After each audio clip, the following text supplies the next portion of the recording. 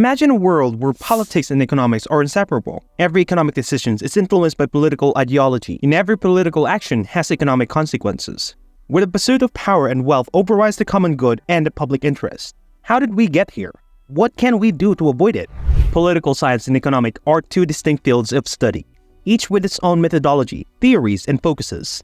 Political science primarily deals with the theory and practices of politics and the analysis of a political system and behaviors. On the other hand, economics is the social science that studies the production, distribution, and the consumption of goods and services. One reason why combining political science and economics can be problematic is that they often have conflicting views on human nature and behavior.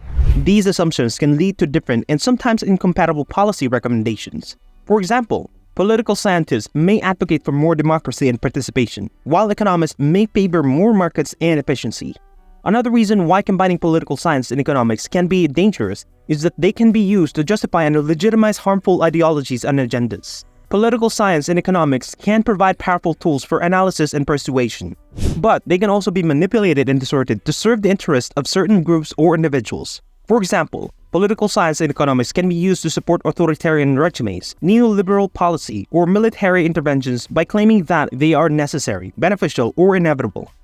Therefore, combining political science and economics can lead to horrific results if they are not done with caution, humility, and integrity. Political science and economics are not neutral or objective science, but rather human endeavors that reflect the values, beliefs, and biases for their practitioners and audiences. They should be used to inform and enlighten, not to deceive and exploit. They should be open to criticism and debate, not to dogmatism and domination. They should be aware of their limitations and uncertainties and not to be overconfident and arrogant. When these two fields are combined, it can lead to a comprehensive understanding of societal issues. However, if not handled carefully, it can also lead to unintended consequences. Here are a few reasons why. Different objectives. The primary objectives of economics is efficiency, while political science often concerns itself with fairness and justice. These objectives can sometimes conflict. For example, an economically efficient solution might not be politically feasible or fair. Complexity. Both fields are complex in their own right. When combined, this complexity increases exponentially. Policies based on such complex interactions can often have unintended consequences. Power concentration. Economic policies often have political implications. They can lead to the concentration of power in the hands of a few, leading to inequality and potential misuse of power. Short-term versus long-term. Politicians often focus on short-term gains due to electoral cycles, while economists tend to think in the long term. This mismatch can lead to policies that provide short-term benefits but cause long-term harm.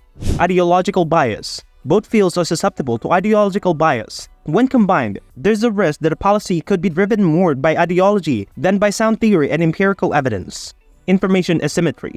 This information asymmetry can lead to ill-informed policy decisions. While the integration of political science and economics can provide valuable insights, it's crucial to navigate the potential pitfalls carefully. A balanced approach informed by empirical evidence and guided by both efficiency and fairness is the key to avoiding adverse outcomes. Economic policy are crucial for the development and growth of a nation. They can influence everything from employment rates to a cost of goods and services. Ideally, these policies should be based on practical methodologies, empirical evidence, and sound economic theory. However, sometimes they are driven more by political ideology than practical consideration. This can lead to adverse outcomes. Here are a few examples. Protectionism. This refers to policies that restrict international trade to protect domestic industries. While it might be politically popular, especially in industries with a lot of jobs, it can lead to inefficiency and higher prices for consumers. It can also lead to trade wars, harming the economy in the long run. Populist policy. These are policies designed to appeal to the common person, often involving measures like subsidies or tax cuts. While they might win votes, they can lead to budget deficit and inflation if not managed properly. They can also create dependencies that are hard to break. Ignoring inflation. Some political ideologies downplay the risk of inflation, leading to policies that focuses on growth at the expense of price stability. This can result in high inflation, which erodes purchasing power and can lead to economic instability. Over-regulation. While some regulations is necessary to ensure fairness and prevents exploitation, excessive regulation can stifle innovation and competition. It can create barriers to entry, protect incumbent firms, and reduce efficiency. Political business cycles. Some politicians manipulate economic policies to create a temporary boost in the economy before elections, only for the economy to suffer afterwards. This manipulation can lead to economic instability and uncertainty. There's a growing concern that academic economics, or the study of economics in an academic context, is facing a crisis. This crisis stems from several factors. critics point out that academic economics often falls short in tackling real-world problems. They argue that the theoretical models used are too simplistic and don't accurately reflect the complexity of the real-world economic situation. There's a belief that the field of economics has become overly reliant on mathematics, to the point where it's disconnected from the practical issues. While math can help clarify concepts and relationships, focusing too much on it can lead to a neglect of important qualitative factors. Like many other fields, economics is grappling with a reproducibility crisis. A significant number of published studies can't be replicated, which shakes the confidence in their findings. The field is often criticized for its lack of diversity, both in terms of the economists themselves and the theories and perspectives that are studied. This lack of diversity can limit the range of ideas and solutions that are proposed. Despite economics being intended as a neutral and objective science, critics argued that the personal ideologies of economists often sway it. This can lead to biased research and policy recommendations. Critics contend that economics often doesn't adequately consider ethical implications, choosing to focus more on efficiency and growth instead. The failure of many economists to predict major economic crises, such as the 2008 financial crisis, University Basic Income (UBI), is another major factor. It is a policy that gives every adult citizen a fixed amount of money regularly, regardless of their income, work, or need. Taxation is a policy that collects money from people or businesses to fund public services and programs. Both UBI and taxation have an impact on economics, which is the study of how people and societies produce, distribute, and consume goods and services. The role of UBI and taxation in economics depends on many factors, such as the design, implication, and effect of these policies. Some possible roles are: UBI can provide a basic level of income security and reduce poverty and inequality. It can also increase people's freedom and choices and encourage them to pursue education, entrepreneurship, or social activity. UBI can also stimulate the economy by increasing consumer spending and demand.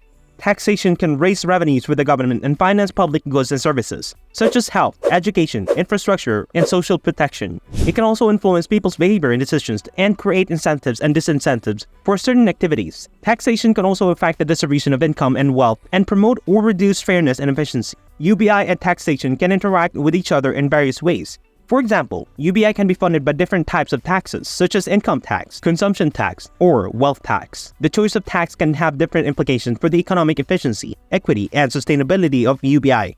Alternatively, UBI can replace or complement some existing taxes or benefits, such as tax credits, subsidies, or social assistance. This can have different effects of the administrative cost, complexity, and the coverage of the social system. There is a major role in the case of an economist. A good economist is someone who can look beyond the obvious and see the hidden effects of economic policies and actions. A good economist can use logic, data, and models to make accurate predictions and recommendations. A good economist can also admit the limitation and uncertainty of economics. A bad economist is someone who only focuses on the visible and immediate effects of the economic policies and actions. A bad economist can use faulty assumptions, distorted data, and biased models to make misleading claims and suggestions. A bad economist can also ignore or deny the criticism and challenges of economics. You may think that political science and economics are two separate fields of study, but they're actually intertwined and interdependent. When they are combined, they can reveal the hidden forces that shape our world and our lives. But they can also lead to horrific results. How? Why? What can we do to prevent them? Stay tuned for more. Like, share, and subscribe. Bye!